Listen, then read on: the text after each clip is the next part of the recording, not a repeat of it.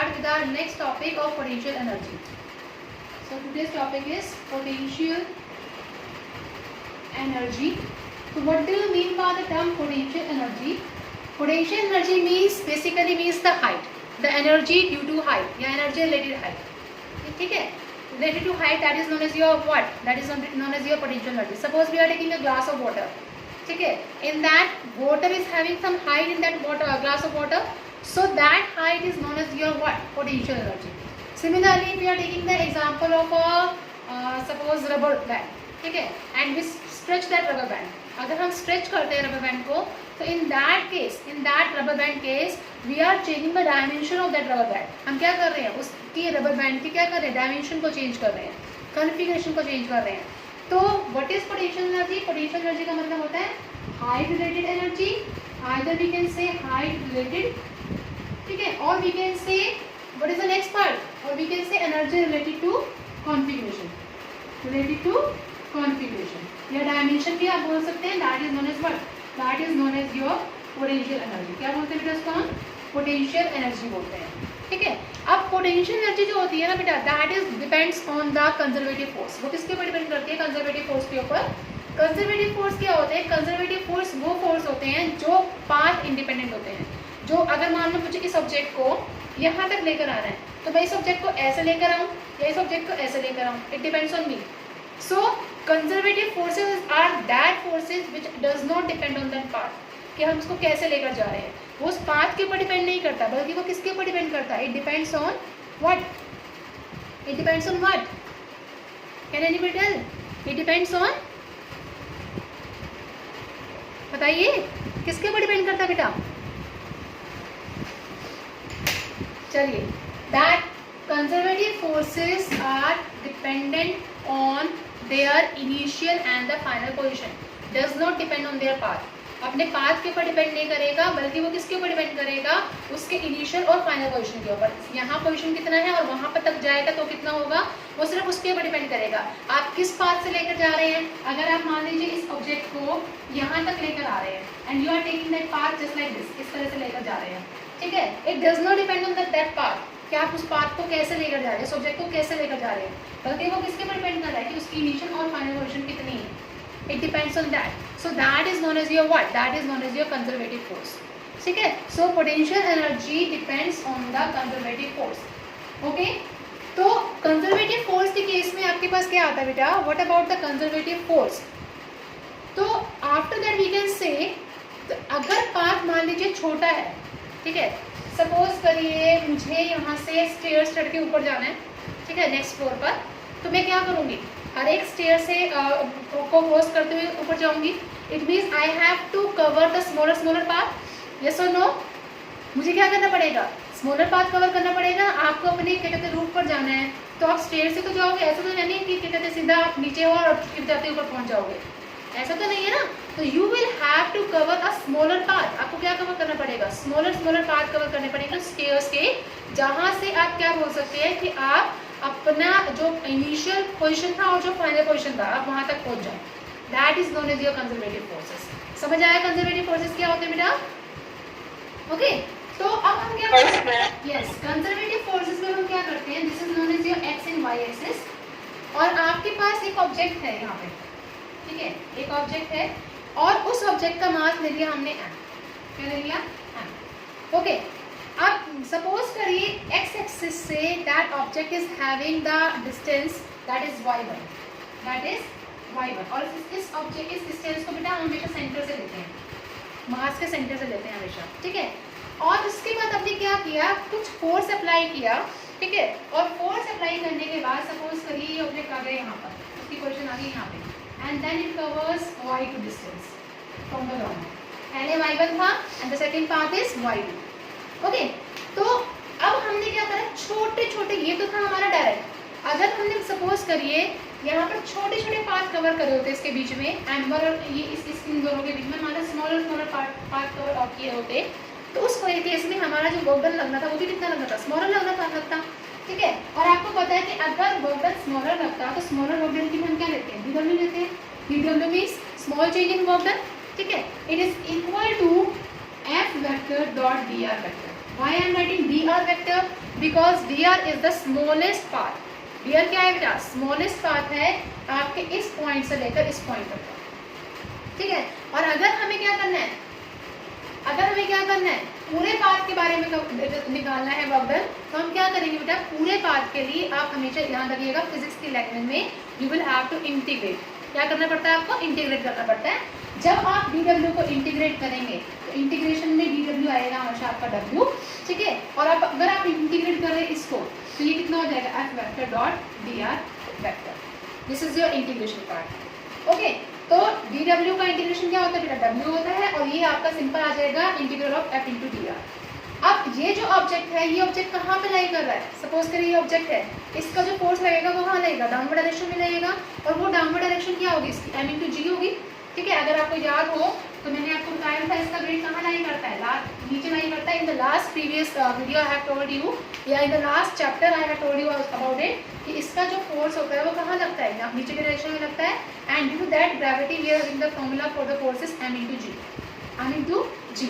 अब लेकिन ये ऑब्जेक्ट कहाँ जा रहा है? ऊपर की तरफ डिस्प्लेस कर रहा है, तो वो फोर्स कितना हो जाएगा? माइनस mg इंटू जे cap.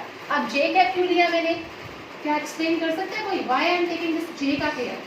M G J cap मैंने इसलिए लिया because we have to put this object in the upward direction. हम क्या कर रहे हैं? इस ऑब्जेक्ट को ऊपर डायरेक्शन में लेकर जा रहे हैं, इट मीन्स वाई एक्सिस के अलोंग लेकर जा रहे हैं। और अगर जहां पर भी वाई एक्सिस आ जाता है तो उसके अलोंग जो यूनिट वेक्टर होता है वो कौन सा लगता है? वो लगता है आपका जे वेक्टर। कौन सा लगता है? जे कैप, सॉरी क्या लगता है? जे कैप। और dr जो है that is a displacement vector. Displacement vector आपका किसी भी डायरेक्शन में हो सकता है, x एक्सिस में, y एक्सिस में, z एक्सिस में। और अगर हम तीनों की बात करें तो हमारे पास यहाँ dr की जगह क्या हो जाएगा? dx i cap, dy j cap and dz k cap. i cap is the unit vector along x axis, j cap is the unit vector along y axis and k cap is the unit vector along z axis, okay. लेकिन अब आप मुझे एक चीज बताइए, यहाँ पर जो डिस्प्लेसमेंट हो रही है वो किस डायरेक्शन में हो रही है? अपवर्ड डायरेक्शन में हो रही है। It means we didn't have dx and dz, हमें जरूरत नहीं है। अब मैंने आपको अभी पीछे बताया था कि अगर आपको याद हो, i डॉट i कैप की वैल्यू बताई थी मैंने आपको 1, j डॉट j कैप की वैल्यू आपको बताई थी 1, और k cap dot k cap की वैल्यू अगेन कितनी बताई थी आपको 1। और अगर इससे अपोजिट डॉट वेक्टर होते हैं, सपोज करिए i dot j that is equal to 0, j dot k वो भी क्या होता है आपका 0, और k cap dot i that is also equal to 0। Opposite unit vector हमेशा 0 के इक्वल होते हैं, जो सेम यूनिट वेक्टर है हमेशा किसके इक्वल होते हैं? दैट इज इक्वल टू 1, ठीक है। अब इसमें देखिए, अगर मैं इस j का आपको इन तीनों से मल्टीप्लाई करूंगी, मतलब j इंटू i, कितना हो जाएगा? j into i, I am posing myself, tell me, j into i is equal to what? 0, ठीक है। j इंटू j 1 हो जाएगा, अगेन j इंटू के लिए हो जाएगा 0 हो जाएगा। इट मीन्स आपके पास जो टर्म बचेगी वो j वाली बचेगी, है ना। It means now you are having the term minus M G D Y, और j डॉट j तो क्या हो जाएगा आपका 1 हो जाएगा। तो हमारे पास क्या आ गया? Minus M G D Y. लेकिन इसकी पोजिशन कहाँ से कहाँ जा रहा था? ये पोजिशन y1 से कहाँ तक गया? y2 तक गया। तो हमारे जो इंटीग्रल्स लाई करेंगे वो कहाँ से कहाँ लाई करेंगे? y1 to y2। यहाँ तक बताइए, एनी प्रॉब्लम टू एनीवन? बताइए बेटा, एनी प्रॉब्लम टू एनीवन यहाँ तक?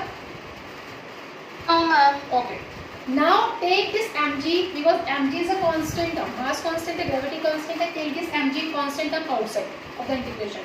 तो अंदर क्या रह जाएगा? सिर्फ और सिर्फ आपका dy रह जाएगा। देखिए, you are having minus mg outside and in between you are having only dy, that is y1 to y2 and the integration of dy, ठीक है। इंटीग्रेशन ऑफ dy कितना होगा? That is y। जैसे मैंने आपको इंटीग्रेशन dw का बताया था w, वैसे dy का कितना हो जाएगा बेटा? ओनली y, ठीक है। What is the integration of dy? That is only y। तो अगर आप इससे कर रहे हैं, you are getting mg and you are having y integration of this, and integral is y1 and y2, okay. Now take this integrals inside. इस y की place पर पहले अपर इंटीग्रल पुट करिए, then instead of this y put lower integral. After putting upper integral and lower integral you are having what? minus mg, तो आपके पास ऐसे ही आ गया। in place of y आएगा पहले y2 minus y1, mg y2 minus y1। now take this mg inside। अब आप mg को अंदर लेकर जाइए, I am erasing this part। ठीक है। आप क्या करेंगे, आप mg को आप अंदर लेकर जाइए। जब आप mg को अंदर लेकर जाएंगे what you get minus mgy2 minus minus again plus mgy1 mgy2 plus mgy1। अगर आपको यहाँ दिख रहा हो देन mgy1 का मतलब क्या है mgh, ठीक है। mgy2 का मतलब क्या है अगेन mgh। और पोटेंशियल एनर्जी का फॉर्मूला होता क्या है आपके पास, पोटेंशियल एनर्जी का फॉर्मूला होता है mgh। How it is mgh, देखिए अभी मैंने आपको बताया ये ऑब्जेक्ट m था, ठीक है। जब ये किसी पर्टिकुलर हाइट पे हम इसको फोर्स लगा रहे हैं, ये ऑब्जेक्ट ऊपर चला गया, इसकी डिस्प्लेसमेंट कितनी है h है, तो यहाँ पर हमारे पास जो ग्रेविटी रहेगी वो कितनी रहेगी mg लगना, ठीक है। तो एनर्जी क्या, अगर हम इसको डिस्प्लेस कर रहे हैं इट मीन्स वर्क डन हो रहा है कुछ, तो वर्क डन का फॉर्मूला क्या होता है, वर्क डन होता है बेटा आपके पास फोर्स इनटू डिस्प्लेसमेंट। फोर्स कितना लगा आपका mg, डिस्प्लेसमेंट कितना हुआ h, तो ये किसके इक्वल आ गया, वर्क डन के इक्वल आ गया, ठीक है। और ये वर्क डन जो है हाइट की वजह से हो रहा है, तो हाइट की वजह से कौन सी एनर्जी होती है, that is your potential energy. तो पोटेंशियल एनर्जी का फॉर्मूला कितना होता है आपके पास mgh। तो यहाँ पर h के प्लेस करने क्या रहता है y2 and y1 because displacement is according to y2 and y1। Okay, तो क्या मैं इसको change in potential energy consider कर सकती हूँ, shall I consider this as a change in potential energy. If I am taking minus sign common here, suppose करिए w, I am taking the minus sign common, मैंने minus sign common लिया, कितना आया mgy2 minus mgy1, तो ये हो गया final potential energy minus initial potential energy. Can I say this thing is this is known as energy. तो क्या मैं इसको w is equal to minus delta u consider कर सकती हूँ। Delta u stand for the change in potential energy, u is known as the potential energy and delta means the change in potential energy. Okay, तो it means ये जो आपका change in potential energy आया है वो क्या है बेटा, that is uf means final potential energy minus initial potential energy. uf minus ui, minus sign अंदर चला गया, ठीक है, that is known as your work done. और we can say minus sign को अंदर ले जाइए, जब अंदर लेकर जाएंगे तो ui तो आपका पॉजिटिव हो जाएगा और uf क्या हो जाएगा आपका नेगेटिव हो जाएगा। So this is the formula for your potential energy, ठीक है। ये क्या आ गया आपका फॉर्मूला आ गया किस चीज का, पोटेंशियल एनर्जी का। तो यहाँ तक बताइए if you are finding any problem. Now you all have studied about the kinetic energy as well as potential energy. तो मैकेनिकल एनर्जी का जो कॉन्सेप्ट है, how we will study that concept of mechanical energy. Mechanical energy is equal to the sum of kinetic energy as well as the potential energy. Mechanical energy क्या होता है बेटा, mechanical energy वो energy है जिसमें आपकी kinetic energy और potential energy दोनों लाई करती हैं, that is known as your what, that is known as your mechanical energy, ठीक है। अभी आपने पढ़ा था कि जो आपका वर्क डन था, work done is equal to change in kinetic energy, कल हमने वर्क एनर्जी थ्योरम में पढ़ा था, ठीक है। वर्क डन क्या होता है, वर्क डन होता है बेटा आपका W is equal to change in kinetic energy. Work done किसके इक्वल होता है, चेंज इन काइनेटिक एनर्जी के इक्वल होता है, ठीक है। और आपने एक और चीज पढ़ा कि यहाँ से W कितना आया, W is equal to change in your potential energy. दोनों केस पढ़े हमने कि वर्क डन जो है काइनेटिक एनर्जी की चेंज के इक्वल भी है और वर्क डन किसके इक्वल है, चेंज इन पोटेंशियल एनर्जी के इक्वल भी है।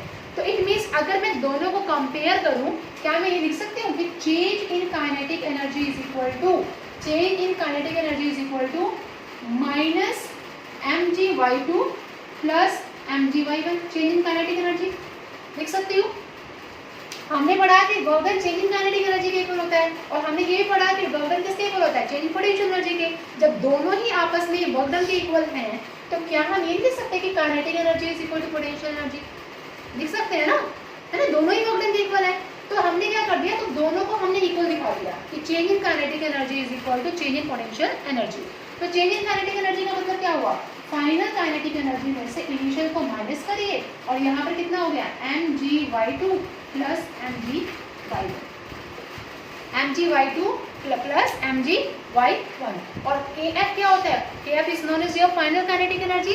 तो फाइनल काइनेटिक एनर्जी का फॉर्मूला क्या होता है बेटा आपके पास, half mv2 square minus half mv1 square is equal to यहाँ पे कितना हो जाएगा बेटा, अगेन mgy2 प्लस mgy1, ठीक है। हमने सिर्फ और सिर्फ क्या करते हैं यहाँ पे, we just put the value of the kinetic energy as well as your potential energy, यहाँ हमने वैल्यू पुट कर दी।